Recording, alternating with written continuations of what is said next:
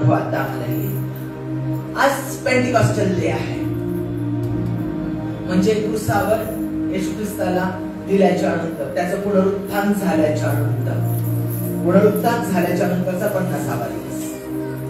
आता त्यावेळेला कॅलेंडर किंवा गणना अजून झालेली नव्हती, तारखा अजून नव्हत्या, हे लक्षात घ्या. त्याच्यामुळं तो दिवस मागे पुढे कधीही येऊ शकतो. ते महत्वाचं नाही, आमचा विश्वास महत्वाचा. बायबलमध्ये कोणत्याच तारखा दिलेल्या नाहीत, हे लक्षात ठेवा. ख्रिस्तानंतर कॅलेंडर आलेला आहे, पुनरुत्थानानंतर कार्य सुरू झाल्याच्या नंतर कॅलेंडरची निर्मिती आलेली आहे, म्हणून ख्रिस्तपूर्व म्हटलं गेलेलं आहे.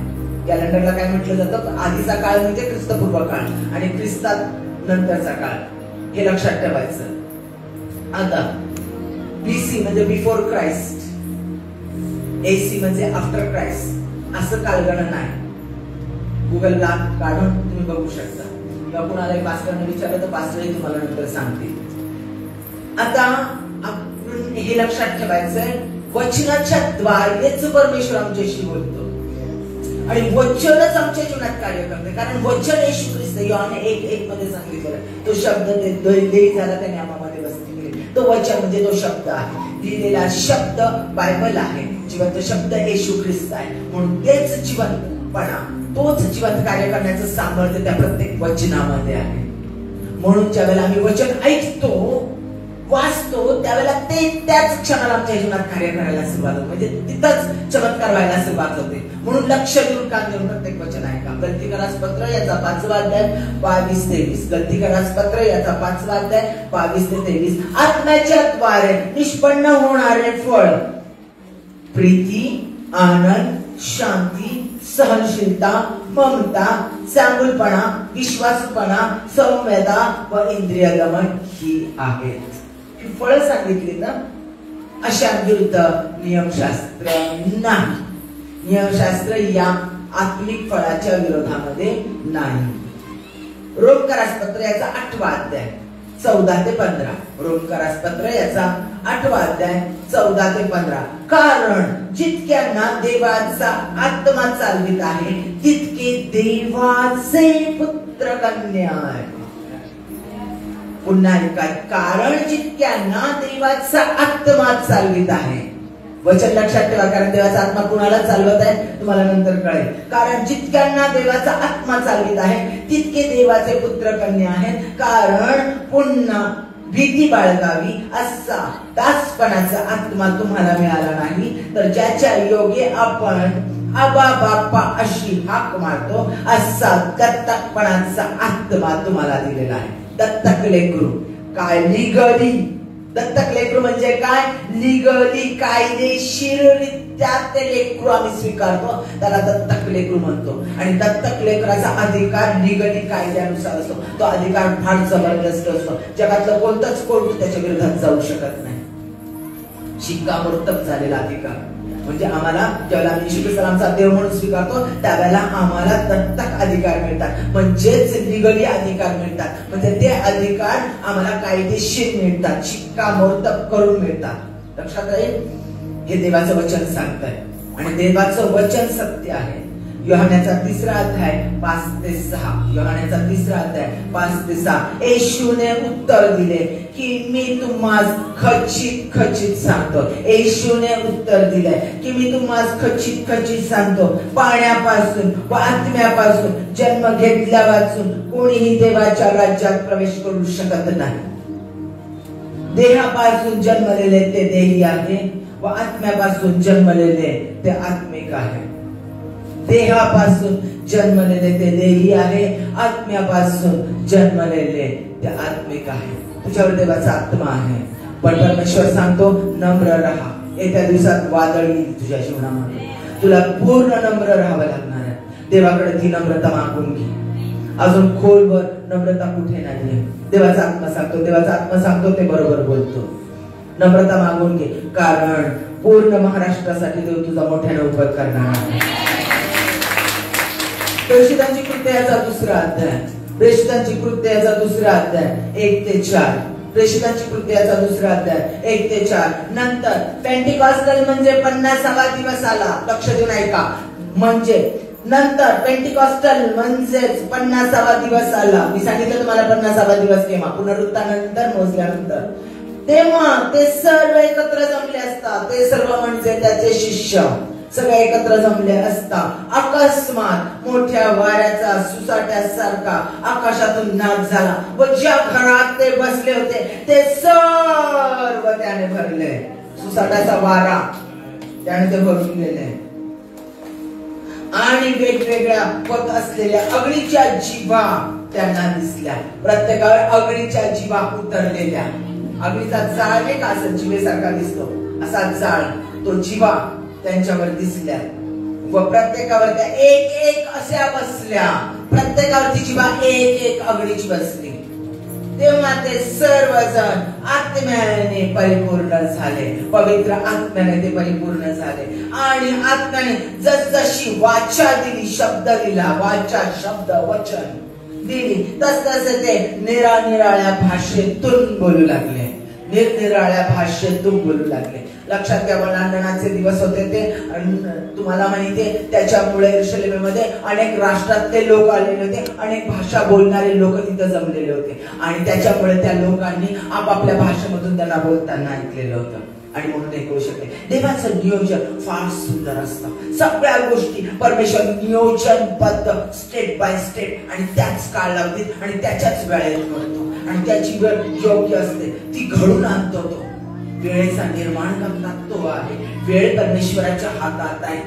वेळेमध्ये परमेश्वर नाही चालत. लक्षात घ्या, वेळ देवाच्या हातात आहे. तो टाइमलेस गॉड आहे.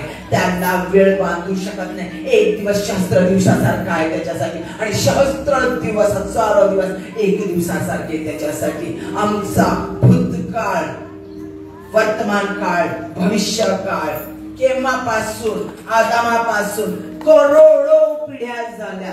त्या सगळे करोडो लोक, असंख्य लोक, त्या लोकांचा भूतकाळ, आणि होणारे आता असलेले असंख्य लोक, आणि जन्माला येणारे असंख्य लोक, शेवटापर्यंत, अनंत कालापर्यंत, न्यायाच्या दिवसापर्यंत येणारे, जन्माला येणारे लोक, या सगळ्यांचा भूतकाळ, वर्तमान काळ आणि भविष्य काळ एका वेळेला देवाच्या समोर असतो. वाव, काय अद्भुत देव आहे. यशाया 40 मध्ये म्हटलेलं आहे, त्याचं सामर्थ्य, त्याचं कार्य हे आमच्या बुद्धी सामर्थ्याच्या पलीकडे आहे. आणि त्याचा अनुभव तुम्हाला फोन आहे, आधी होता नाही. लक्षात घ्या, टीव्ही आधी होते नाही, आता आहे. कसं कार्य चालतं? अवकाशात असलेल्या सॅटेलाइट, तिथे ते पाठवलं जातं. त्याच्यात ध्वनी लहरी, त्याचे साऊंड, त्याचे प्रकाश ऊर्जेद्वारे सगळं माहिती कुठे जाते? सॅटेलाइट. आणि तिथून ते आमच्या कुठे येते? मोबाईल मध्ये. तो नंबर दाबला, त्याच्यात नेट फिक्स केलं की लगेच आमच्या नेटवर आम्हाला सगळं असंख्य कितीतरी लांबवरच्या ठिकाणी ज्या ज्या घटना घडतात ऍट अ टाइम, त्याच क्षणाला मला त्या घटना दिसू शकतात. आता ती घटना तिथं घडत आहे आणि लाईव्ह तिथं पाहू शकतो. बरोबर आहे? म्हणजे हे जे कार्य, ही बुद्धिमत्ता, हे जे सामर्थ्य, याच्या पलीकडे, या बुद्धिमत्तेच्या पलीकडे देवाचं कार्य. आणि ते किती अद्भुत असेल. टाइम देवाच्या हातात आहे, वेळ परमेश्वराच्या हातात आहे. तो टाइमलेस गॉड आहे. लक्षात घ्या. आणि त्याची वेळ ती योग्य वेळ आहे. मनुष्याची वेळ अयोग्य आहे. आमच्या वेळेत नाही. तो प्रत्येक गोष्ट त्याच्या वेळेत करतो. म्हणून म्हणायला शिकवलेले प्रभूची प्रार्थना, तू जसे स्वर्गात तसे पृथ्वीवर, तुझ्या इच्छेप्रमाणे, तुझ्या इच्छेप्रमाणे. कारण त्याची इच्छा आणि त्याची वेळ योग्य आहे. हे लक्षात ठेवा. आता पवित्र आत्मा आपण इथं पाहिलेलं नाही, वचन वाचलेली आहे. पवित्र आत्म्याचं कार्य आणि पवित्र आत्म्याचं दान आणि पवित्र आत्म्याचं कसा उतरला येशू ख्रिस्ताच्या पुनरुत्थानानंतर 50व्या दिवशी, हे आपण वचनातून पाहिलेलं आहे.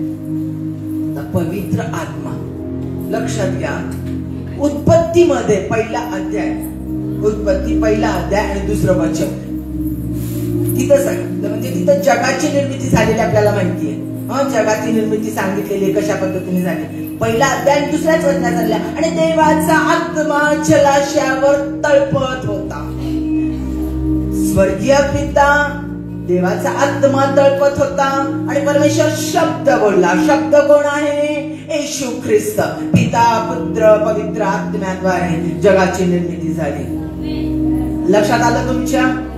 निश्चितपणे योहान 1:1 मध्ये काय सांगितलेलं आहे?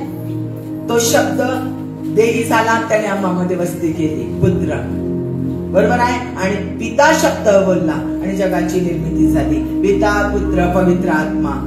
जगाची निर्मिती ही पवित्र आत्म्याच्या द्वारे झाली. लक्षात घ्या, ज्या वेळेला आदाम आणि हवेला बनवलं, त्यांनी पाप केलं आणि ते परमेश्वराच्या कृपेला अंतरले गेले. पवित्रता आणि पाप एकत्र राहू शकत नाही. ते फेकले गेले, बाजूला टाकले गेले, पृथ्वीवर फेकले गेले, आले ते परमेश्वरापासून दुरावले गेले. पण त्याच वेळेला परमेश्वराने त्यांना वचन दिलं रिस्टोरेशनचं, पुनर्स्थापनेचं. लक्षात घ्या.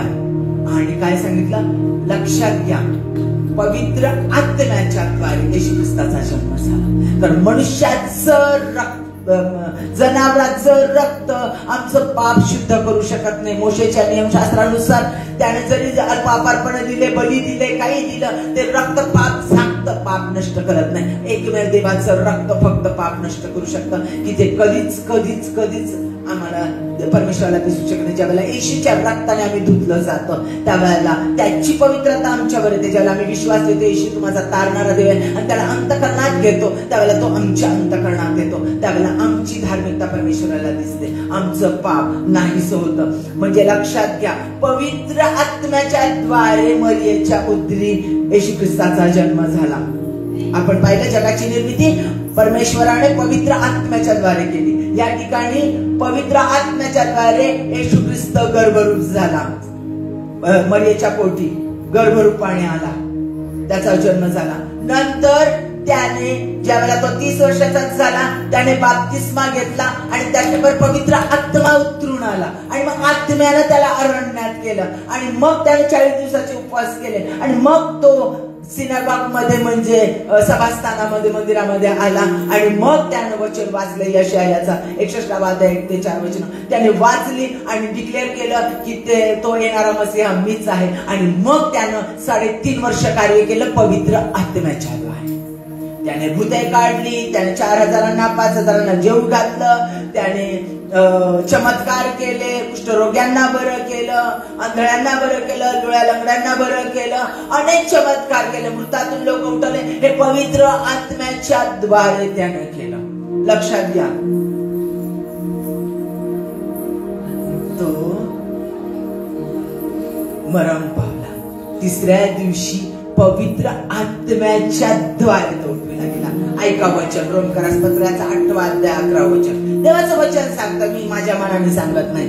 रोमकरासपत्र याचा 8वा अध्याय 11 वचन. ज्याने येशूला मेलेल्यातून उठविले, त्याचा आत्मा म्हणजे परमेश्वराचा आत्मा जर तुमच्यामध्ये वस्ती करतो, तुमच्यात वस्ती करतो, तुमच्या शरीरात तो वस्ती करतो. कारण आमचं शरीर हे परमेश्वराचं मंदिर आहे. रोमकरासपत्र 12व्या अध्यायामध्ये म्हटलेलं आहे, त्याचं आमचं शरीर हे परमेश्वराचं मंदिर आहे आणि तो त्याच्यामध्ये राहतो. म्हणून परत ऐका, ज्याने येशूला मेलेल्यातून उठविले, त्याचा आत्मा जर तुम्हामध्ये वस्ती करतो, तर ज्याने ख्रिस्त येशूला मेलेल्यातून उठविले, म्हणजे कोणी उठविला? पवित्र आत्म्यानं. ज्याने येशू ख्रिस्ताला मेलेल्यातून उठवले, तो तुमच्यामध्ये वस्ती करणाऱ्या आपल्या आत्म्याने तुमची मृत शरीरे जिवंत करेल. मेल्यानंतरही जीवन आहे आणि ते पवित्र आत्म्याच्या द्वारे होईल. पवित्र आत्म्याच्या द्वारे म्हणजे येशू ख्रिस्ताचा जन्म होणं आणि येशू ख्रिस्ताचं परत एकदा पुनरुत्थान होणं, प्रभू येशू ख्रिस्ताचं पुनरुत्थान होणं, हे देखील पवित्र आत्म्याच्या द्वारे आहे. लक्षात घ्या, पवित्र आत्म्याने केलेलं आहे. म्हणून जकर्या 4:6 मध्ये म्हटलेलं आहे, बलाने नव्हे, पराक्रमाने नव्हे, तर माझ्या आत्म्यानं कार्य सिद्धी असे सेनाधीश परमेश्वर यहोवा म्हणतो. माझ्या आत्म्याच्या द्वारे कार्य, जे काही कार्य पृथ्वीवर अंतराळामध्ये जे काही कार्य होईल ते पवित्र आत्म्याच्या द्वारे परमेश्वर करतो. म्हणजे परमेश्वराने पवित्र आत्मा, किती सामर्थ्याचा आत्मा आम्हाला दिलेला आहे. जुन्या करारामध्ये पवित्र आत्मा कसा कार्य करत होता त्याची काही फक्त थोडीशी उदाहरणं आपण बघणार आहे, कारण आपल्याकडे तेवढा वेळ नाही सगळी उदाहरणं बघण्यासाठी. सगळ्यात पहिलं दावीद म्हणतो स्तोत्रसंहिता 51:11 मध्ये, माझ्यातून तुझा पवित्र आत्मा काढून घेऊ नकोस.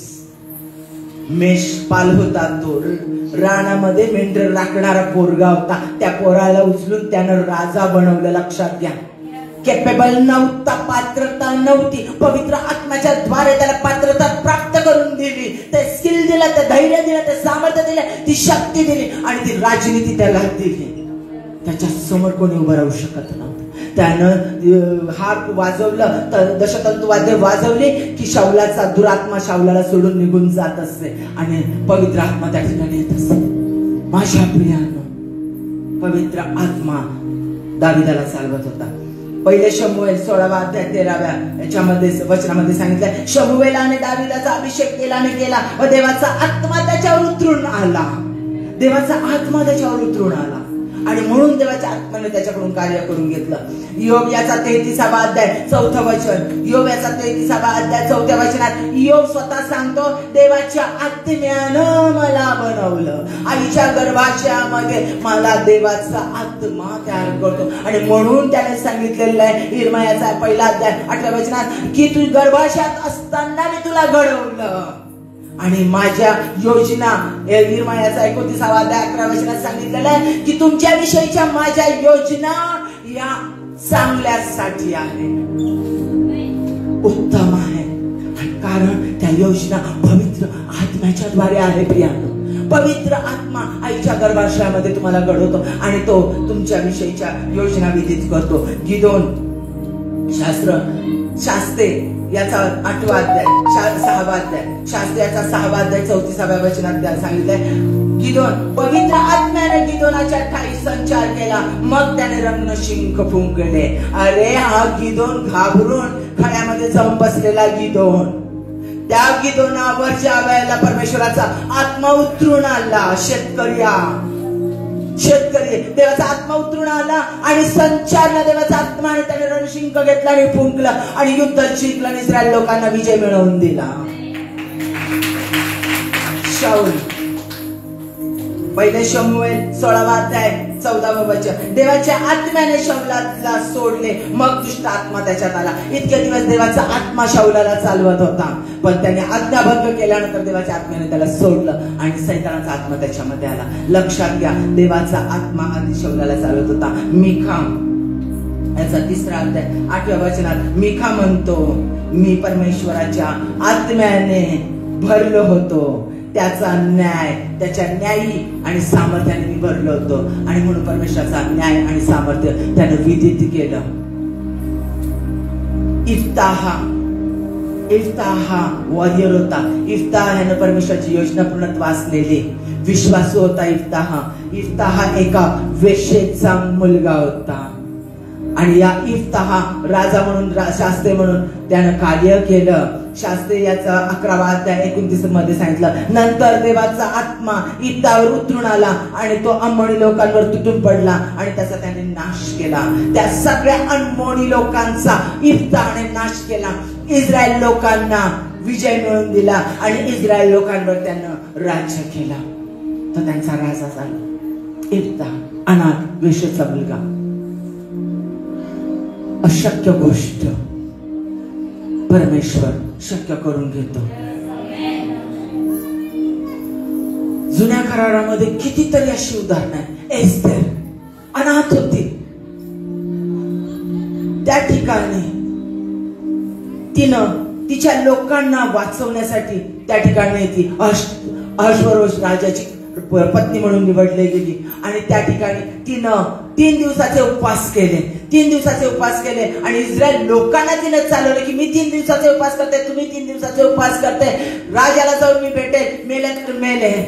हे सगळी योजना तिला कोणी सांगितली. आणि राजाकडे गेल्यानंतर त्याच्या राजदंडाला स्पर्श केला तिनं आणि राजाची करुणा आणि दया तिला प्राप्त झाली. कारण राजाला न विचारता राजाचा कारभार चालू असताना त्याच्या राजवाड्यामध्ये कोणी जर गेलं तर त्याला दंड आज्ञा, मृत्यूदंड आज्ञा असायची. आणि मृत्यूदंड आज्ञा मग ती कोणी असू दे. आणि असं असताना तिच्या आधीच वष्टीने राजाचं आज्ञा मानली नाही तर तिला हकलून देण्यात आलं राजवाड्यातून. आणि त्या जागेवर एस्तेर आलेली होती. हे एस्तेरला माहिती असताना तिनं रिस्क उचलली पवित्र आत्म्याच्या द्वारे. रिस्क उचलली. मेले तर मेले. पवित्र आत्म्याच्या द्वारे तिने उपास केले. इस्रायल लोकांना उपास करायला लागले आणि विश्वासाने ती गेली आणि त्याच्या राजदंडाला स्पर्श केला. राजाची मर्जी तिला प्राप्त झाली. तिने त्याला घरी बोलावून घेतले. त्याच्या संगती हामानालाही घरी बोलवलं. 3 दिवस तिने त्यांना मेजवानी दिली. हे योजना परमेश्वराने तिला पवित्र आत्म्याच्या द्वारे दिली. माझ्या प्रियानं त्याच ठिकाणी ती म्हणू शकली असते, या हामानाला आज मृत्यूदंड द्या, ही माझी योजना आहे. पण तिने तसं केलं नाही.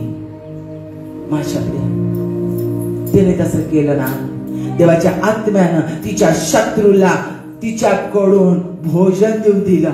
भोजन दिलं तिनं. ज्याची सेवा केली त्याला अन्न दिलं. घरामध्ये आपल्या नवऱ्याच्या संगती, राजाच्या संगती त्याला बोलवलं. 3 दिवस अन्न दिलं आणि मग नम्रतेनं तिने आपलं मागणं एक यहुदी म्हणून राजाच्या समोर मांडलं. एक बायको म्हणून राजाच्या समोर मागितलं. आणि यहुदी लोकांसाठी आणि बायकोसाठी तिने न्याय मागितला. नम्रतेनं. हे पवित्र आत्म्याच्या द्वारे तिला चालवलं गेलेलं आहे.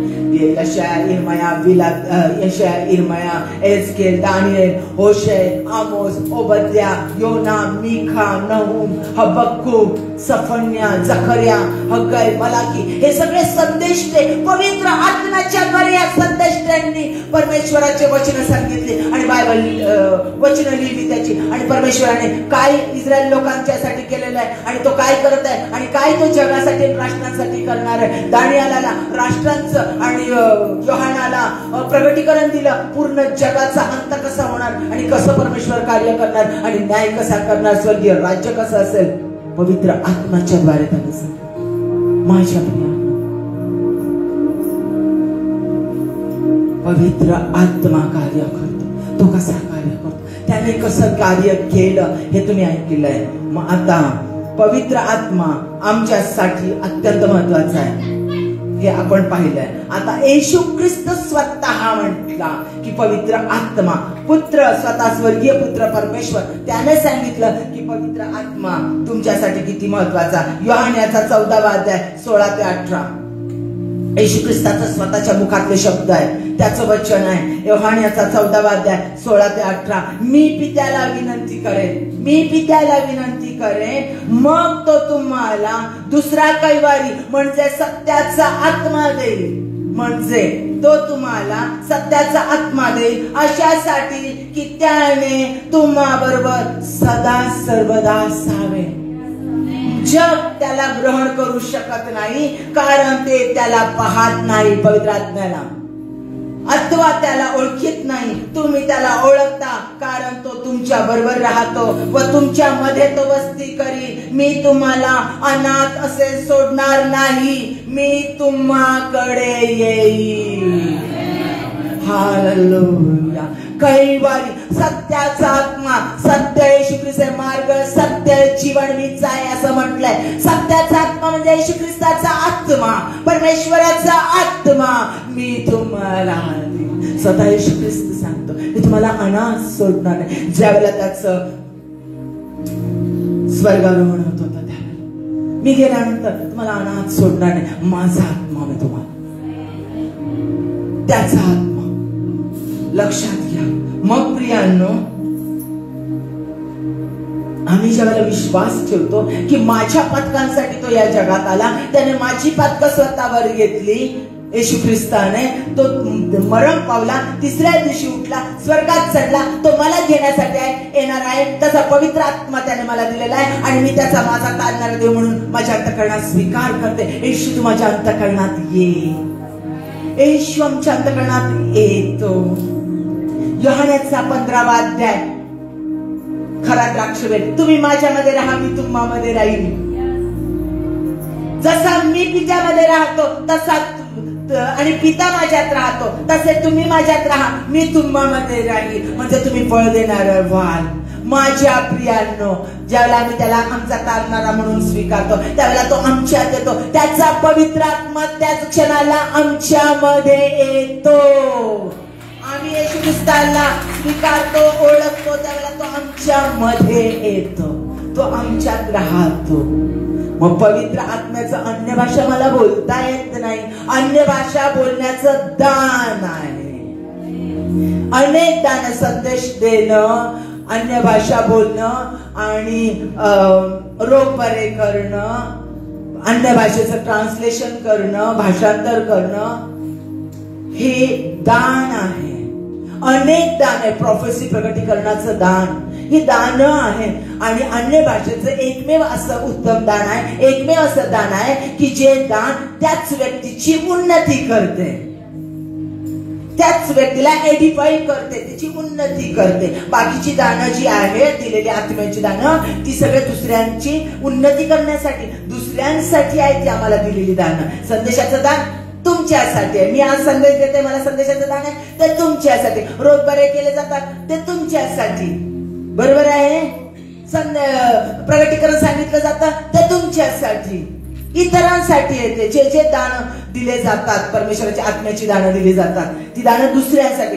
परंतु अन्य भाषेचं दान आहे ते असं एकमेव दान आहे की जे ज्या व्यक्तीला अन्य भाषेचं दान मिळतं त्या व्यक्तीचीच ते उन्नती करतं.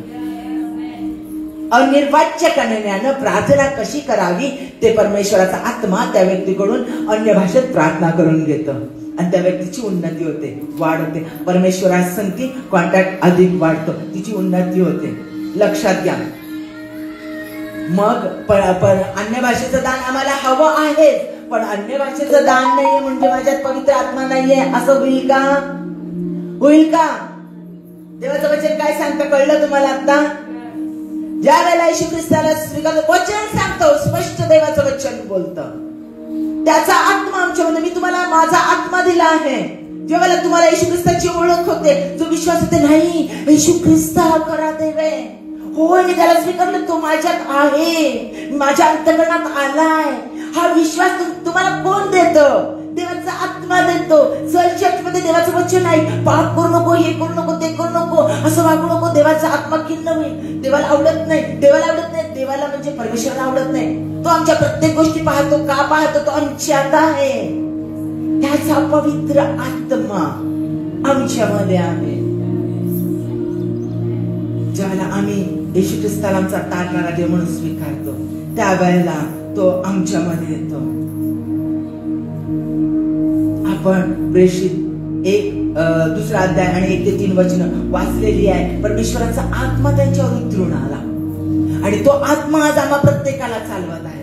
कारण जगातल्या प्रत्येक व्यक्ती जी देवावर विश्वास ठेवेल, आज ठेवेल, उद्या ठेवेल, 100 वर्षांनी ठेवेल, नंतर 150 वर्षांनी जन्माला आलेली ती व्यक्ती ठेवेल, ज्या व्यक्ती परमेश्वरावर विश्वास ठेवेल त्यांना देवाचा आत्मा चालेल. देवाचा आत्मा पृथ्वीवर राज्य करत आहे. कारण ज्याला आम्ही येशू ख्रिस्ताला स्वीकारतो त्यावेळेला त्याचं राज्य आमच्यात येतं. परमेश्वराचं राज्य, पवित्र आत्म्याचं राज्य आमच्यात येतं आणि आमचं शरीर हे त्याचं मंदिर होतं आणि तो आमच्यामध्ये राहतो. आता हा पवित्र आत्मा आम्हाला का हवा असतो आणि हा पवित्र आत्मा काय करतो आमच्या जीवनात? पवित्र आत्मा काय करतो आमच्या जीवनात? सगळ्यात प्रथम पवित्र आत्मा आमच्या जीवनात आशा आणि विश्वास निर्माण करतो. रोमकरास पत्र याचा 15 अध्याय 13 वचन. मी प्रत्येक गोष्ट वचनाचं प्रूफ देऊन बोलत आहे. रोमकरास पत्राचा 15 अध्याय 13 वचन. आता आशेचा देव विश्वास ठेवल्यामुळं तुम्हाला संपूर्ण आनंदाने व शांतीने भरो, अशासाठी की तुम्हाला पवित्र आत्म्याच्या सामर्थ्याने विपुल आशा प्राप्त व्हावी. आणि आशा लाजवीत नाही. आशा विश्वास निर्माण करते आणि विश्वासाशिवाय कार्य होऊ शकत नाही. दुसरी गोष्ट सामर्थ्य प्राप्त होते.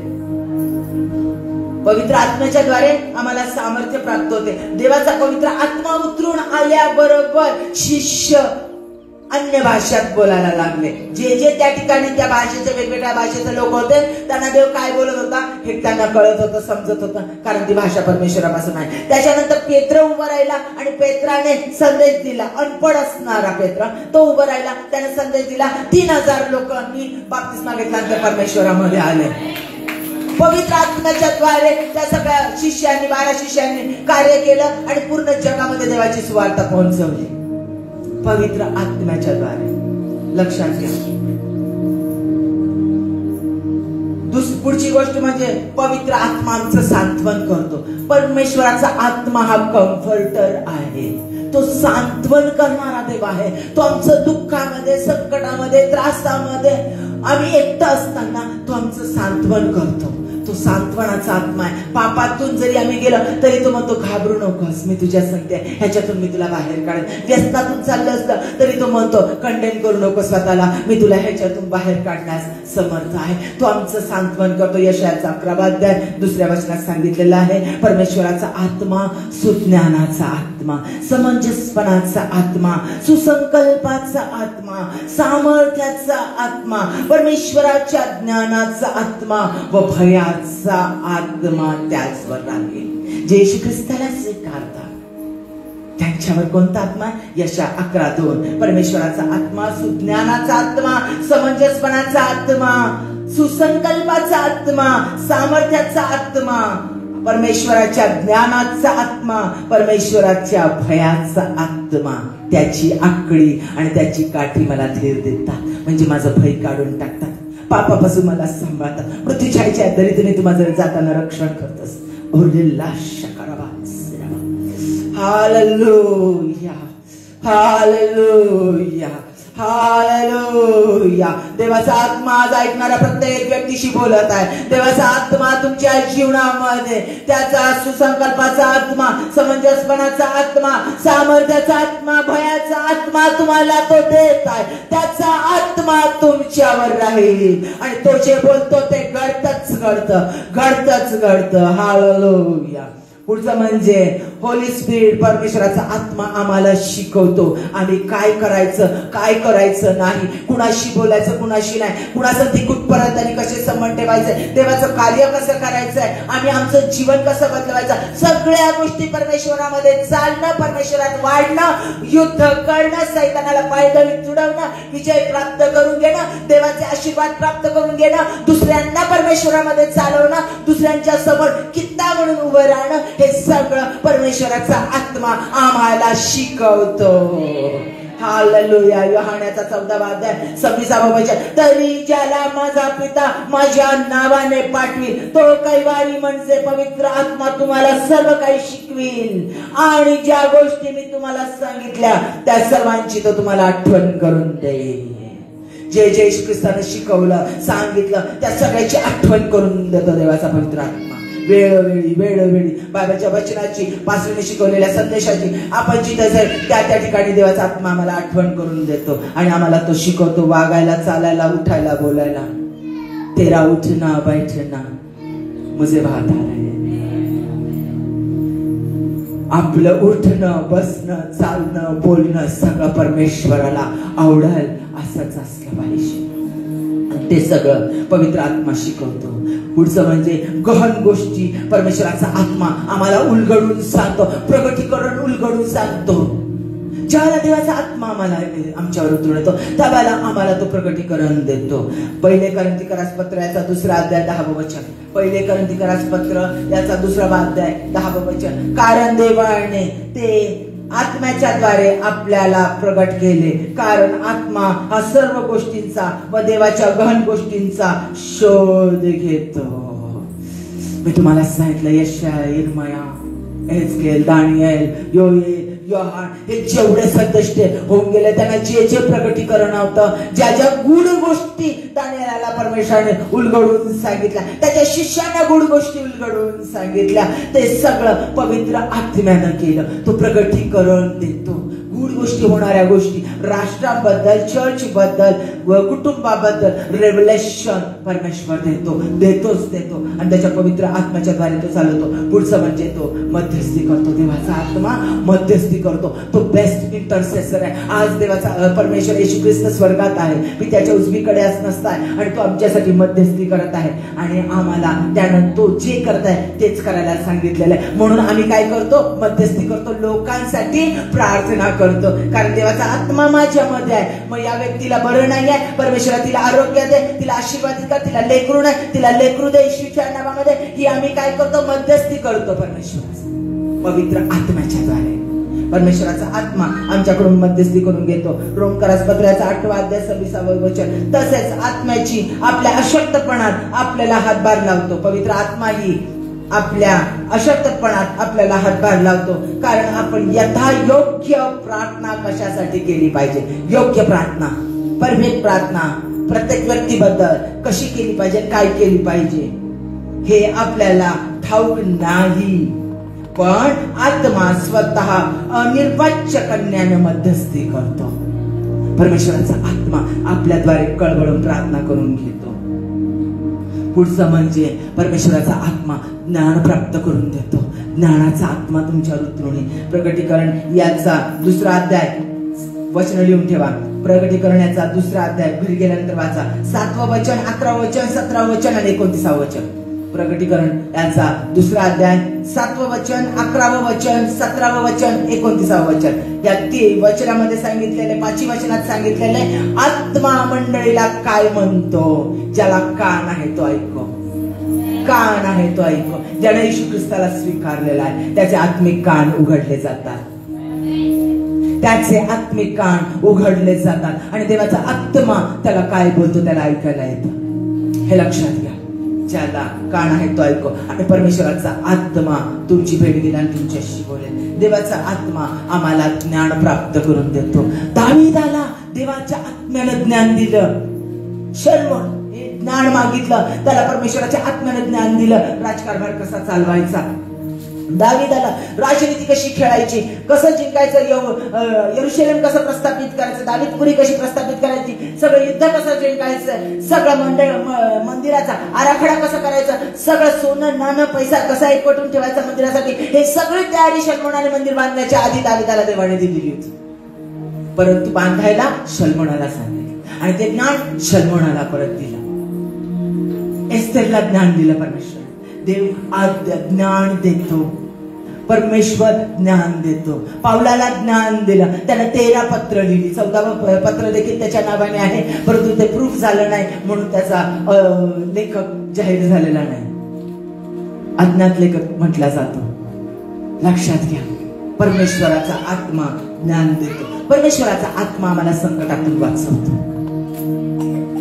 दावीद युद्ध चालत असताना प्रत्येक वेळेला परमेश्वराला विचारत होता, मी त्या लोकांवर चाल करून जाऊ का? परमेश्वराकडे विचारून तो फलिष्टी लोकांवर चालून गेला.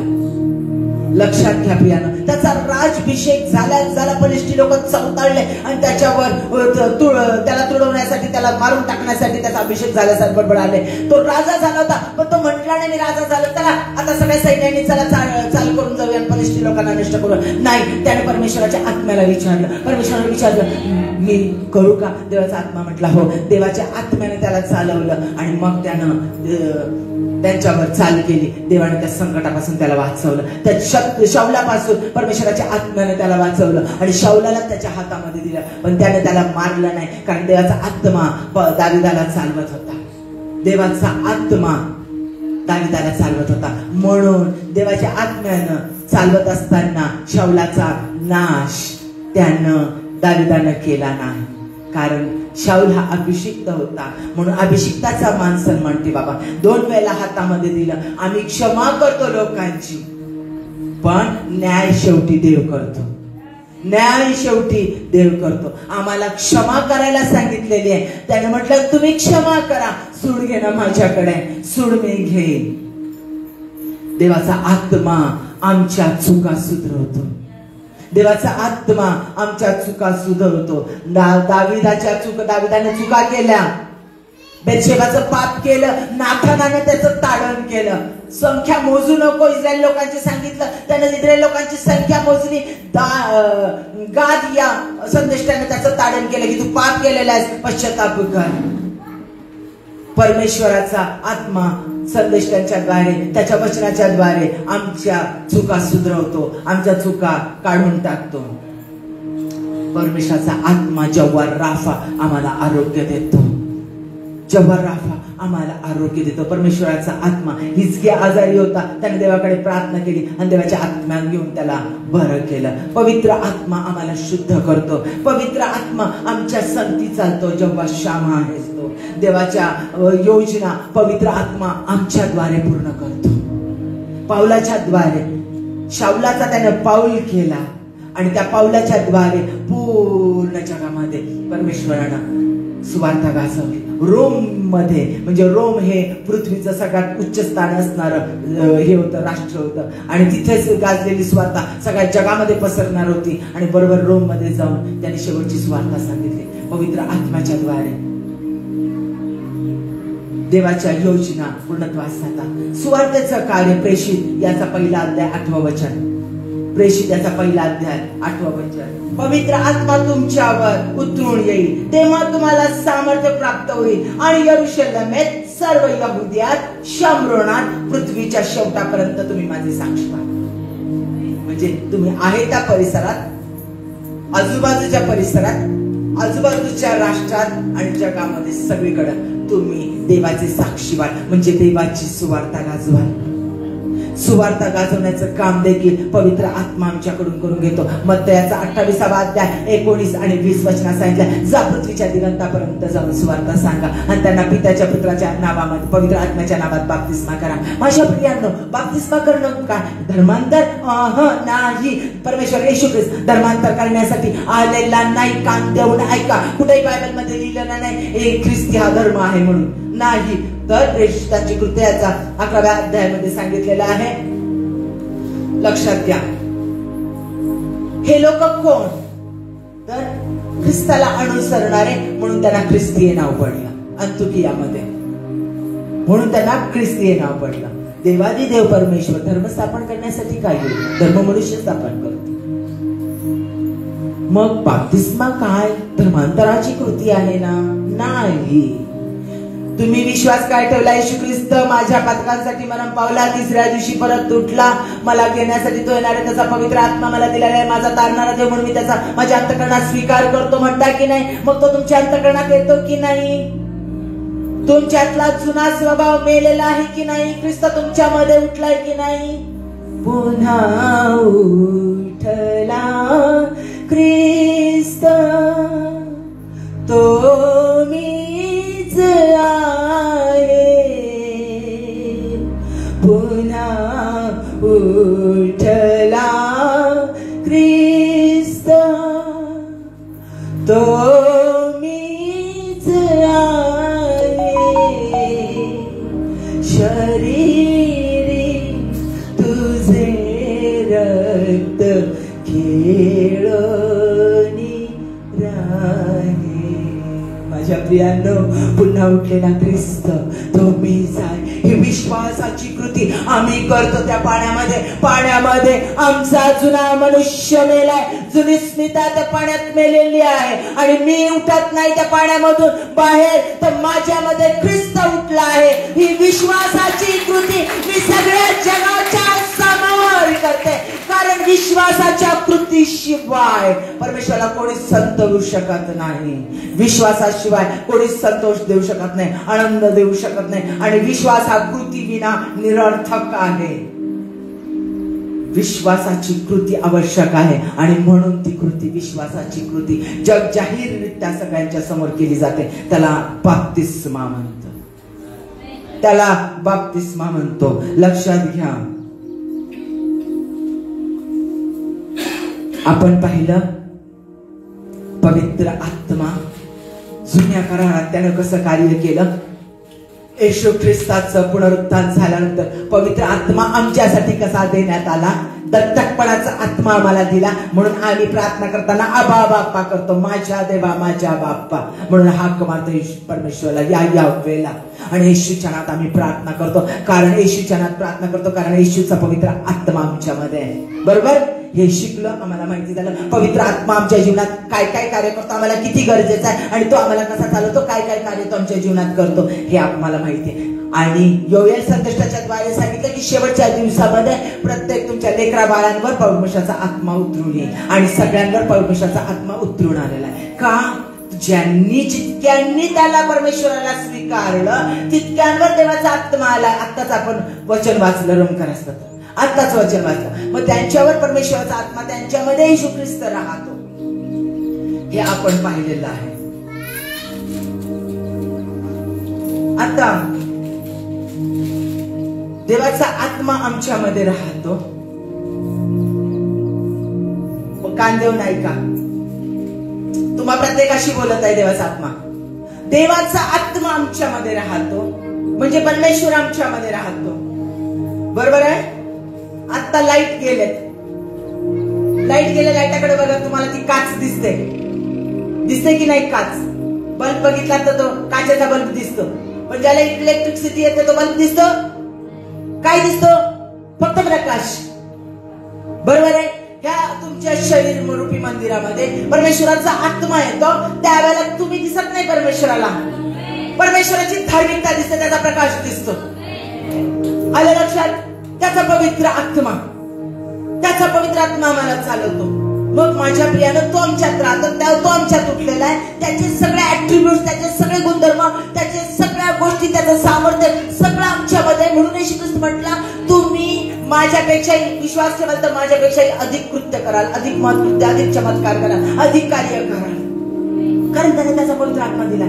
ज्या पवित्र आत्म्याच्या द्वारे त्याने रोग बरे केले, मृतांना उठवला, तोच पवित्र आत्मा, तोच पवित्र आत्मा, दुसरा नाही, तोच पवित्र आत्मा, त्याचाच आत्मा त्याने आम्हाला दिलेला आहे. तो आत्ता आमच्यामध्ये आहे. म्हणा माझ्यात पवित्र आत्मा आहे, माझ्या देवाचा पवित्र आत्मा. विश्वासाने म्हणा माझ्या देवाचा पवित्र आत्मा आहे, माझ्या देवाचा पवित्र आत्मा आहे. तो सामर्थ्यशाली आत्मा माझ्यामध्ये आहे.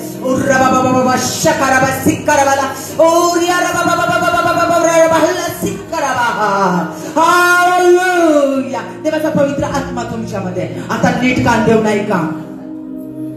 आंब्याचं झाड आंबेच देईल. झाडाला जाऊन बघा, आंबेच देईल. आंब्याच्या झाडाला कारले लागणार नाही, आंब्याच्या झाडाला शेवग्याच्या शेंगा लागणार नाही, आंब्याच्या झाडाला आंबाच लागेल, जांभळं लागणार नाही. बरोबर आहे? फणस लागणार नाही, कवठं लागणार नाही. देवाचा आत्मा माझ्यामध्ये आहे.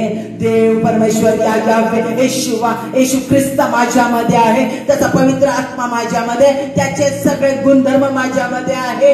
येशू ख्रिस्त म्हणतो, तुम्ही झाड कशाद्वारे ओळखाल? त्याच्या फळाच्या द्वारे ओळखाल. आंब्याच्या झाडाची सगळी पाने जरी जळून गेली तर 1 वर्षाने ज्या वेळेला त्याला आंबे लागतात त्यावेळेला तुम्हाला कळतं हा आंब्याचं झाड आहे. हे फणसाचं झाड आहे, कसं कळतं? त्याला फणस लटकलेलं आहे. हे कवटाचं झाड आहे, त्याला तुम्हाला कसं कळतं? त्याला कवट लटकलेलं आहे.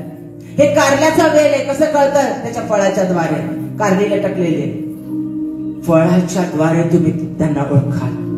मग आमच्यामध्ये आत्म्याची फळं हवी आहे. परमेश्वराचा आत्मा जर आमच्यामध्ये आहे तर त्या आत्म्याची फळं आमच्यामध्ये दिसली पाहिजे. कारण येशू ख्रिस्त म्हणतो, जे झाड फळ देत नाही ते किती हिरवं दिसत असलं तरी मी ते तोडून टाकेन. किती स्तुती स्तवन करा, किती प्रार्थना करा, बायबल वाचन करा, मोठा गवगवा करा, पण तुमच्यामध्ये जर पवित्र आत्म्याचं फळ दिसत नसेल तर तुम्ही निष्फळ झाड आहात. आणि निष्फळ झाड, फळ न देणारं झाड तोडून टाकण्यात येईल, अग्नीमध्ये ते वापरलं जाईल, टाकलं जाईल. माझ्या प्रियांना, आत्म्याची फळं परत एकदा वाचते. गलती करा 5वा अध्याय. आत्म्याची फळं ऐकायची आहे ना? हा, गलती करा 5वा अध्याय. स्वतःला तालून सुलाकून पहा, परीक्षा घ्या आता स्वतःची. देवाचा आत्मा आहे ना तुमच्यात? सांगा मोठ्याने, आहे ना देवाचा आत्मा? मग आता आत्म्याची फळं आहे का सांगा? दिसतात का लोकांना आत्म्याची फळं तुमच्यातून? गलती करा पत्राचा 5वा अध्याय 22 ते 23. आत्म्याच्या द्वारे निष्पन्न होणारे फळ प्रीती, आनंद, शांती, सहनशीलता, ममता, चांगुलपणा, विश्वासूपणा, सौम्यता, इंद्रिय दमन ही आहे. इंद्रिय दमन स्वतःच्या अवयवांवर असणारा ताबा. अशा विरुद्ध नियमशास्त्र नाही. परत ऐका, आत्म्याच्या द्वारे निष्पन्न होणारी फळ प्रीती, आनंद, शांती, सहनशीलता, ममता, चांगुलपणा, विश्वासूपणा, सौम्यता, इंद्रिय दमन ही आहे. अशा विरुद्ध नियमशास्त्र नाही. पुन्हा गलती कराच पत्राचा 5वा अध्याय त्याच्या पुढचं वचन 25वं, आपण जर आत्म्याच्या सामर्थ्याने जगतो तर आपण आत्म्याच्या प्रेरणेनेच चालावे. हालेलुया. ओरी रबाशा आम्ही जर पवित्र आत्म्याच्या सामर्थ्याने जगत आहोत, परमेश्वराचा आत्मा जर आमच्यामध्ये आहे तर आम्ही परमेश्वराच्या आत्म्याच्या प्रेरणेने चाललं पाहिजे. आम्ही आमचं उठणं, आमचं बसणं, आमचं बोलणं, आमचं चालणं, प्रत्येक गोष्टी करणं परमेश्वराच्या आत्म्याच्या द्वारे असलं पाहिजे. आम्ही सतत परमेश्वरासंगती जोडलेलं असलं पाहिजे. इफिसकारास पत्राचा 4था अध्याय 30वं वचन. इफिसकारास पत्राचा 4था अध्याय 3रं वचन. 30वं वचन. देवाच्या पवित्र आत्म्याला खिन्न करू नका, दुःखी करू नका. खंडणी भरून प्राप्त केलेल्या मुक्तीच्या दिवसापर्यंत तुम्ही त्या आत्म्याच्या योगे मुद्रित झालेल्या, शिक्कामोर्तब केलेल्या. कारण खंडणी देऊन, स्वतःच्या प्राणाची खंडणी देऊन त्याने तुम्हाला विकत घेतलंय आणि दत्तक घेतलेलं आहे. लिगली अधिकार आहे तुमच्यावर येशू ख्रिस्ताचा, परमेश्वराचा. आणि काय सांगितलंय? देवाच्या पवित्र आत्म्याला खिन्न करू नका, कारण खंडणी भरून प्राप्त केलेल्या मुक्तीच्या दिवसापर्यंत तुम्ही त्या आत्म्याच्या योगे मुद्रित झालेल्या, पवित्र आत्म्याने तुम्हाला शिक्कामोर्तब केलेला आहे. Praise the Lord. हालेलुया. कोणी व्यक्तीने नाही, कोणत्या पास्टरने नाही, कोणत्या देवाच्या सेवक सेविकेने तुम्हाला देवामध्ये आणलेलं नाही, मुद्रित केलेलं नाही, तर स्वतः यावे परमेश्वराने त्याच्या पवित्र आत्म्याच्या द्वारे तुम्हाला मुद्रित केलेलं आहे. आणि म्हणून त्याच्या प्रेरणेनेच चाला, आत्म्याच्या प्रेरणेनेच चाला. माझ्या प्रियांना, आम्ही शेवटच्या दिवसात आहोत. का देवाचा आत्मा सांगत आहे? आम्ही शेवटच्या दिवसामध्ये आहोत. कोरोनाच्या नंतर परिस्थिती बदललेली आहे. कोणी कुणावर प्रेम करणं झालेलं आहे, जे ते आपल्या स्वार्थाचा विचार करायला लागलेला आहे. कारण कोरोनामध्ये आम्ही शिकलेलं आहे, दार खिडक्या बंद, आतमध्ये, बाहेर जायचं नाही. किराणा मालातून जेवढं मिळेल, अगोबाई जापळ घे, जेवढं घेता येईल तेवढं घे. दुसऱ्यांना रावडं मरू दे तिकडे, आपल्याला काय घेणं घे.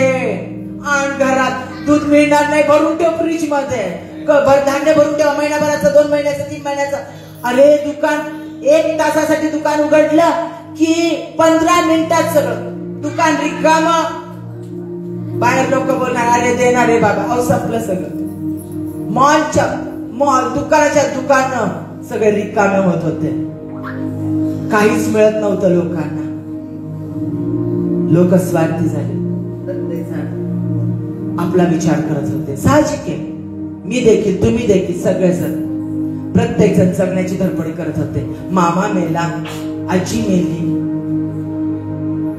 एका लेकराचे, माझ्याच जवळचे, खूप जवळचे, इतकी चांगली देवाची सेविका, प्रेमळ, लेकरांसाठी जीव प्राण ओतणारी, आमच्या समोर नित्य असणारी, मरण पावली कोरोनाने. तिच्या लेकरांसाठी जीव की प्राण, लाखोची संपत्ती ठेवून गेली. तिनंच कष्ट केलेलं रात्रंदिवस. माझ्या प्रियांनो, तिला बघायला तिचे लेकर आणि नवरा लांबून तिकडं प्रेम, इथून दिसत पण नव्हतं. लवकर चला. आम्ही तो व्हिडिओ बघत होतो. वाईट नाहीये ते, चुकीचे नव्हते, कारण परिस्थिती तशी होती. जे ते आपला जीव वाचवत होत. दवाखान्यात नेलं, वडिलांना कोरोना झाला, करून टाका, जाळून टाकत होते. आईला कोरोना झाला, जाळून टाका. नवऱ्याला कोरोना झाला, जाळून टाका. जाऊ देत नव्हते आणि जाता येत नव्हतं, आणि गेलं तर कोरोना होणार, भीती होती. आलं लक्षात? सत्यता, जीवनाचं कटू सत्य सगळ्यांच्या समोर आलं होतं. जीवनाचं कटू सत्य सगळ्यांच्या समोर आलेलं होतं. कोरोनामध्ये लोक बदलले, जे ते आपला विचार करायला लागला. प्रीती थंडावली. शेवटचे दिवस आहेत. प्रीती थंडावली. कोणी कुणाचा विचार करण्याचं झालं. लोक फोनचा वापर जास्त करायला. कशी आहेस ग, बरी आहे का, कसं आहे, बरं आहे का, भेटायला येऊ नंतर बघू, कुठं वेळ आहे, आता पैसा कमवायचा, हे करायचं ते करायचं, सवय लागून गेलेली आहे. भेटाभेटी कमी होतात, नातेसंबंध तुटत आले. जे ते आपापला विचार करायला लागले. आजार झाला की दवाखान्यात पटकन ऍडमिट करा, जाऊ दे होऊन जाईल बघ, तिथं जरा इन्फेक्शन असतं ना म्हणून घरातच थांबले. तिथं थांबायची पण भीती वाटते. आता पहिल्यासारखं राहिलं नाही.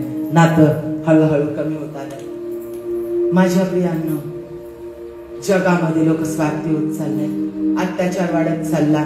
नेटवर्क, कोरोनामध्ये दुसरा काय आधार होता? नेट बघत बसायचं, मोबाईल बघत बसायचं. मोबाईलचं वेड लागलं. मोबाईलने सगळीकडे राज्य सुरू केलं, नेटनं सगळीकडे राज्य सुरू केलं. सगळीकडे मग सगळीकडे टीव्हीवर इथं तिथं सगळीकडे अश्लीलता वाढली. लोक स्वतःची करमणूक करून घ्यायला लागले. आता कोरोनातून बाहेर आले, बापरे कधी जाऊ कधी सांगता येत नाही. जे काही मिळेल त्याचा आस्वाद घ्या, जे काही आहे त्याचा आनंद करा, जे काही आहे ते उपभोगा, जे पाहिजे ते करा, आनंद करा, चला चला चला. कधी मरू आपण सांगता येत नाही. अशा भीतीने अशी संकल्पना निर्माण झाली आणि जो तो उठलाय. पाहिजे त्या जे मनाला वाटेल त्या गोष्टी पाहिजे ते करा, पाहिजे तसं वागा. स्वैराचार वाढलाय. याचं नातं त्याच्या संगती, त्याचं नातं त्याच्या संगती. कोणी कुणा संगती लग्न करायला लागलेलं, कोणी काही करायला लागलेलं. नको त्या गोष्टी, कोणत्याही छोट्या छोट्या बालकावर रेप व्हायला लागलेल्या, नको त्या गोष्टी व्हायला. लेस्बियन मुली संगती लग्न करायला लागल्या, मुलं पुरुषांसाठी लग्न करायला लागले.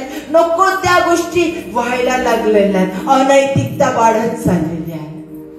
आणि अशा परिस्थितीमध्ये देवाचा आत्मा म्हणतोय, तो जोमाने कार्य करताय. देवाचा आत्मा जोमाने कार्य करताय. आणि देवाचा आत्मा आज तुम्हाला मागत आहे आत्म्याची फळं, आत्म्याची फळं, आत्म्याची फळं परमेश्वर तुमच्याकडे मागत आहे. लक्षात घ्या, देवाने 2 आज्ञा सांगितल्या आणि येशू ख्रिस्ताने सांगितल्या. सगळ्या विशेषाने विचारल्या सगळ्यात महत्वाच्या 2 आज्ञा कोणत्या? त्याने 2 आज्ञा सांगितल्या. 10 आज्ञांचा सार, पहिल्या 5 आज्ञांनंतरच्या 5 आज्ञा यांचा सार त्याने सांगितला. पहिली आज्ञा सगळ्यात महत्वाची, तो आपला देव परमेश्वर याजवळ पूर्ण अंतःकरणाने, पूर्ण मनाने, पूर्ण जीवाने आणि पूर्ण शक्तीने प्रीती कर. दुसरी आज्ञा, तू जशी आपणावर तशी आपल्या शेजाऱ्यावर प्रीती कर. या 2 आज्ञांवर सगळे नियमशास्त्र आधारलेले आहेत असं देवाने सांगितलं. माझ्या प्रियानं, देवाचा आत्मा आमच्यात राहतो आणि देवाचा आत्मा प्रीतीचा आत्मा आहे, कळवळाचा आत्मा आहे, क्षमा करणारा आत्मा आहे. त्याचे जे गुण आहेत ते सगळे आमच्यामध्ये आहे. आणि तो प्रीतीचा देव आहे. जगावर त्याने एवढी प्रीती केली की त्याने आपला एकुलता एक पुत्र दिला. माझ्या प्रियानो, तो प्रीतीचा देव आहे आणि तो आम्हाला पवित्र आत्म्याच्या द्वारे प्रेम करायला शिकवतो. कुणावर? परमेश्वरावर. त्याच्यावर प्रेम करायला शिकवतो. त्याने मला सांगितलं त्याला पूर्ण प्रीती हवी आहे. तो आमच्यात राहतो, तो आमच्यात राहतो. त्याला आमचं पूर्ण जीवन, पूर्ण समर्पण हवं आहे, पूर्ण प्रीती हवी, जशी स्वतःवर. आपला देव परमेश्वर याजवळ पूर्ण अंतःकरणाने, पूर्ण मनाने, पूर्ण जीवाने प्रीती कर. राखून नाही, थोडीशी नाही, पूर्ण समर्पित हो. घे माझं सर्वस्व तुला घे. जे जे माझं आहे ते तुझं आहे.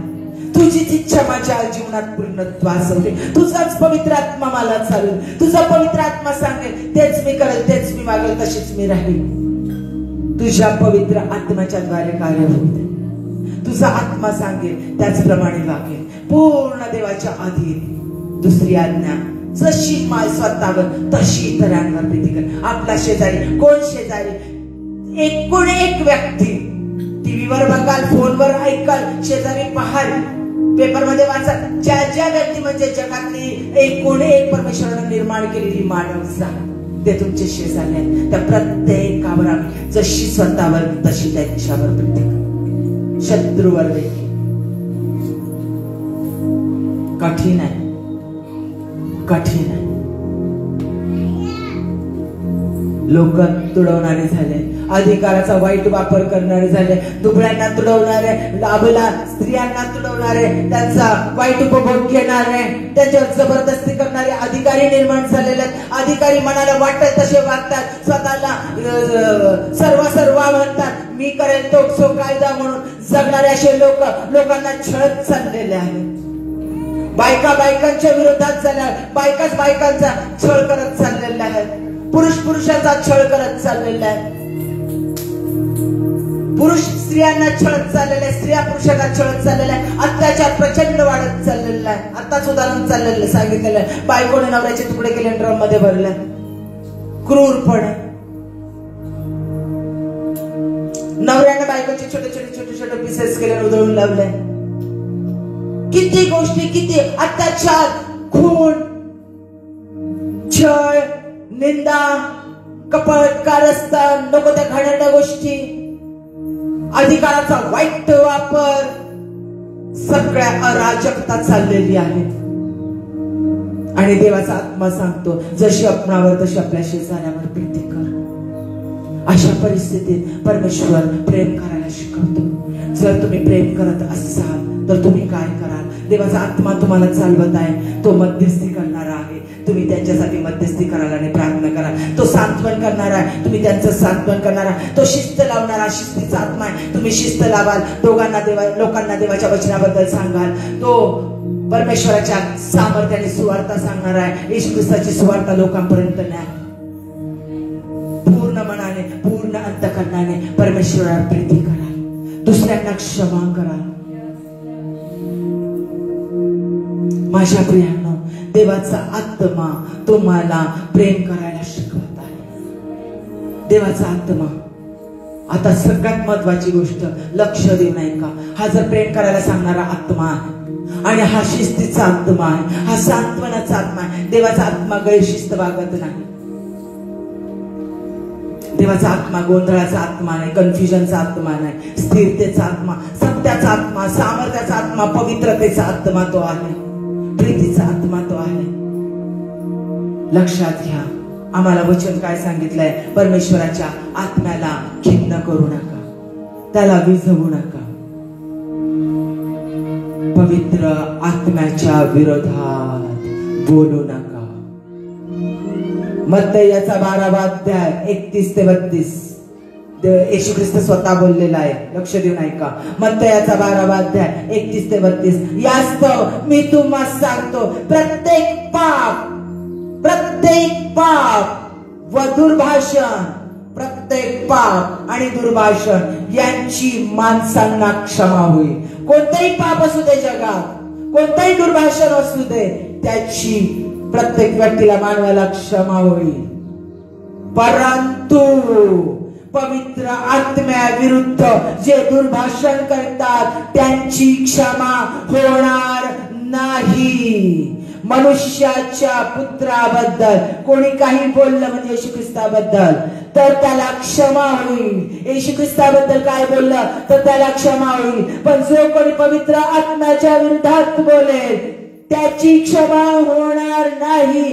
या युगात नाही आणि येणाऱ्या युगात नाही. खबरदार देवाच्या आत्म्याबद्दल बोलाल तर, खबरदार देवाच्या आत्म्याविरुद्ध बोलाल तर.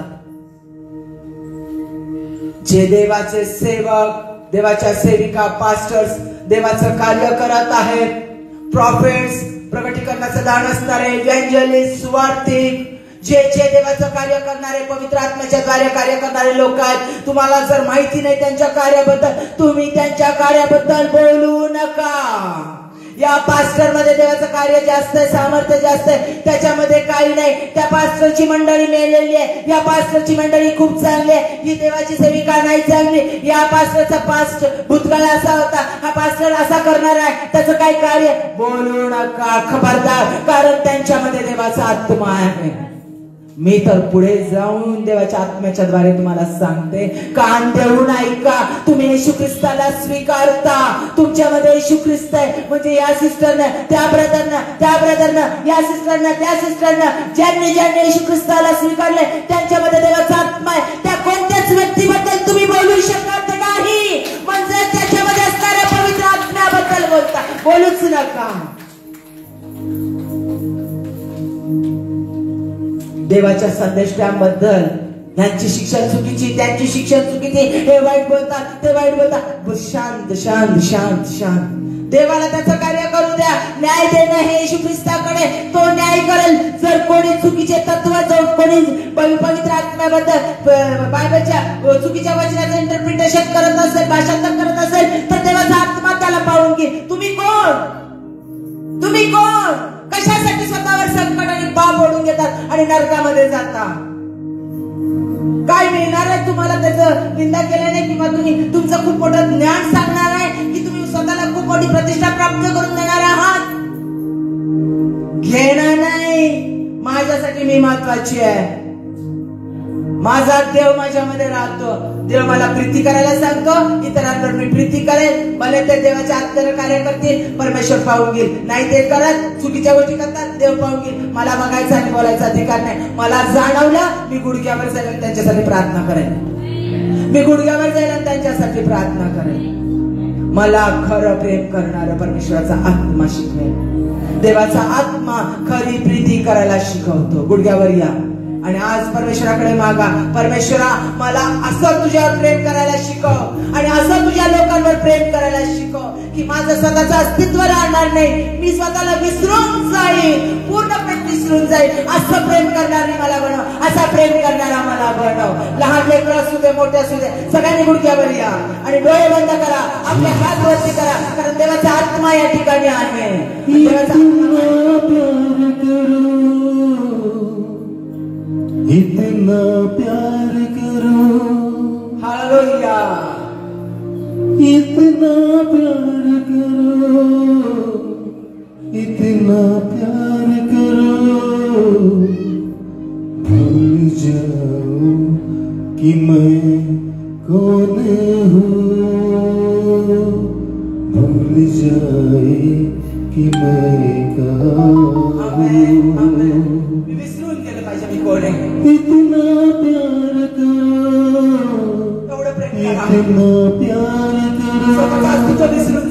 इतना प्यार करो, इतना प्यार करो, इतना प्यार करो, भूल जाओ कि मैं कौन हूँ, भूल जाओ कि मैं कहाँ हूँ. पवित्र आत्मा मुझको सिखा, पिता से मैं प्यार करूं. पवित्र आत्मा मुझको सिखा, पिता से मैं प्यार करूं. ऐसा प्यार ऐसा प्यार करो, इतना प्यार करो, बहुत प्यार करो, भूल जाओ कि मैं कौन हूँ, भूल जाओ कि मैं कहाँ हूँ. जैसे पिता ने मुझसे प्यार किया, बदले में प्यार करो. जैसे पिता ने मुझसे प्यार किया, बदले में प्यार करो. ऐसा प्यार करो, बहुत प्यार करो, ऐसा प्यार करो, ऐसा प्यार करो, इतना प्यार करो, बहुत प्यार करो, भूल जाओ कि मैं कौन हूँ, भूल जाओ कि मैं कहाँ हूँ, भूल जाओ कि मैं कौन हूँ, भूल जाओ कि मैं कहाँ हूँ।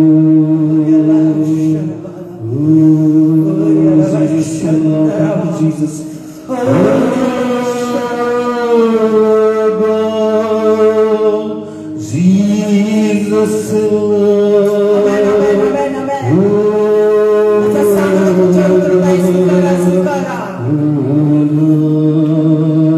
स्वीकारा सगळ्या बंधनातून मुक्तता करत आहे परमेश्वर.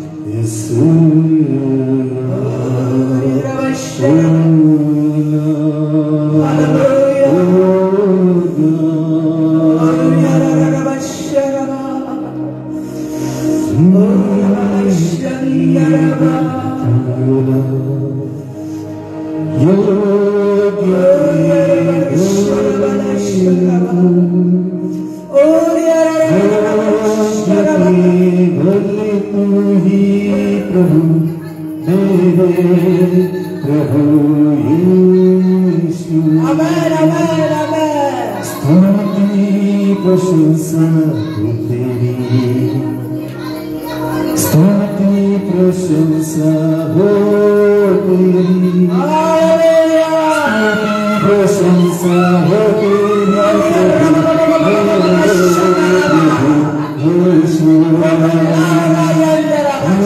प्रशंसा हो तेरी, प्रशंसा हो तेरी, प्रशंसा हो तेरी प्रभु।